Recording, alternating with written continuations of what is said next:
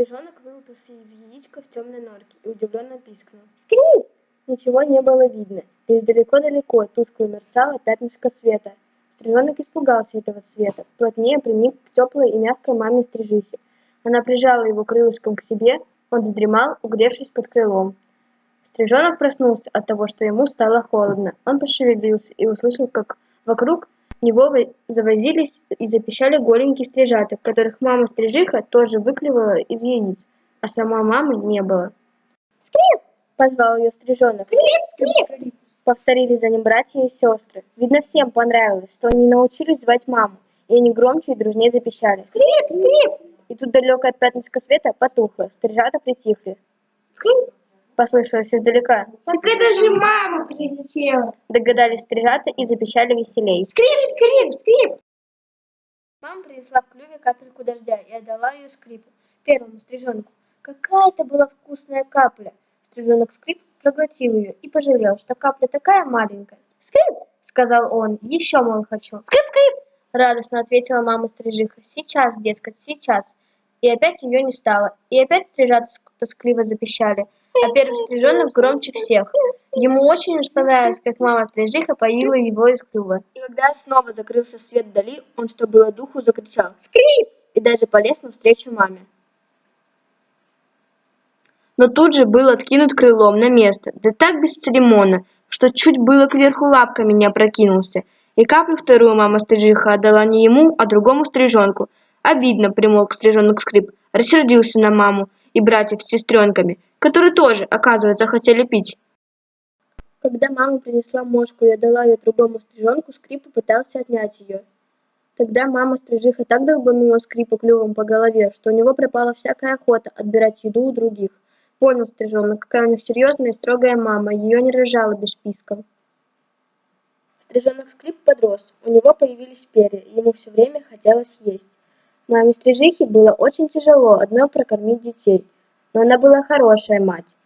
С рассвета и до вечера носилась она над берегом, схватывала на лету мошек, дождевые капли, приносила их детям.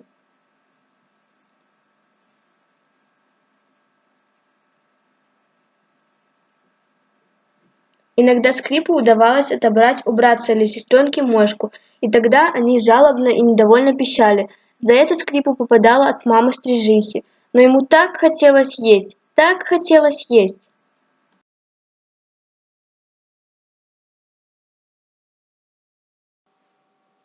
Однажды мама-стрижиха вылетела на битву с врагом, разбойником-соколом. И все стрижи с криком высыпали из норок.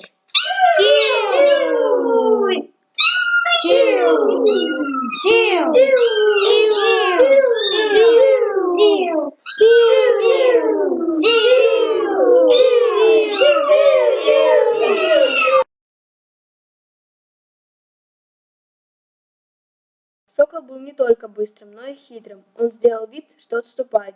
Вожак стрижей, белое брюшко, дал отбой, крикнув победоносно «Тиу!». Но мама-стрижиха еще гналась за соколом, чтобы уж навсегда отвадить его летать к стрижиным норкам. Тут сокол круто развернулся, ударил маму-стрижиху и унес в когтях. Только перья кружились в воздухе, перья упали в воду и их унесло.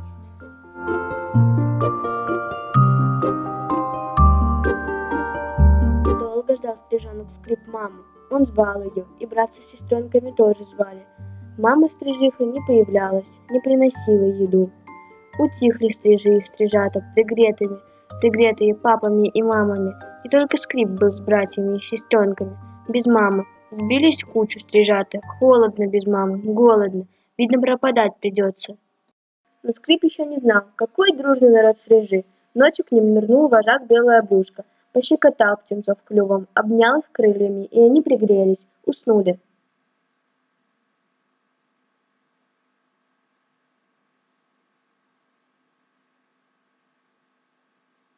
А когда рассвело, в норку к Скрипу наведалась соседка-стрижиха и принесла большого комара.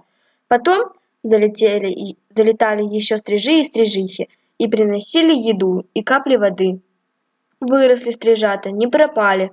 Пришла пора покидать им родную норку, как говорят, становиться на крыло. самим добывать себе пищу и строить свой дом. Это было радостно и жутко. Скрип помнит, как появился в норке вожак Белое брюшко.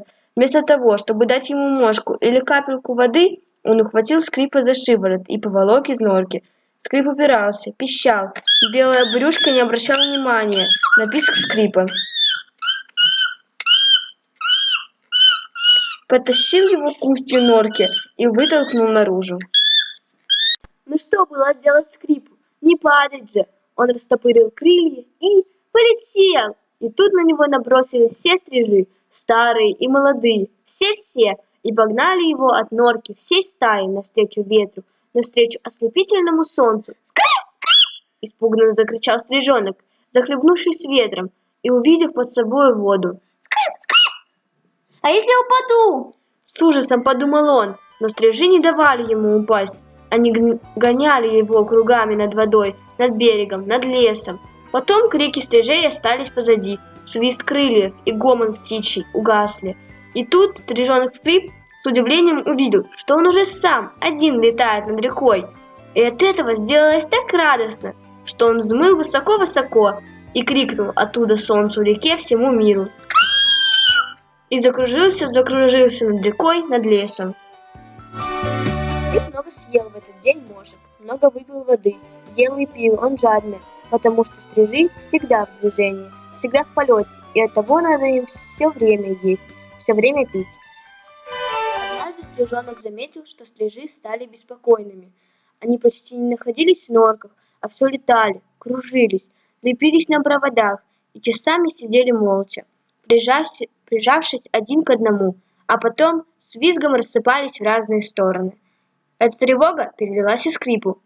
Он стал ждать, сам не зная чего, и в конце августа, на рассвете, вдруг услышал призывный голос вожака, Белое брюшко. «Тиу!» — крикнул вожак. В голосе его на этот раз не было угрозы.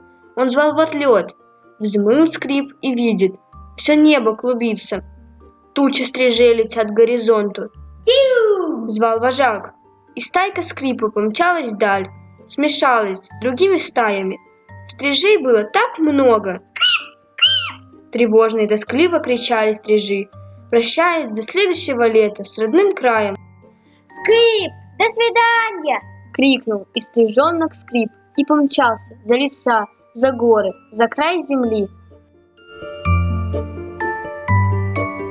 До свидания, Скрип, до свидания. Прилетай в свою норку. Кричали вслед Скрипу мальчишки-рыбаки. Стрижи улетают в одну ночь и уносят с собой лето.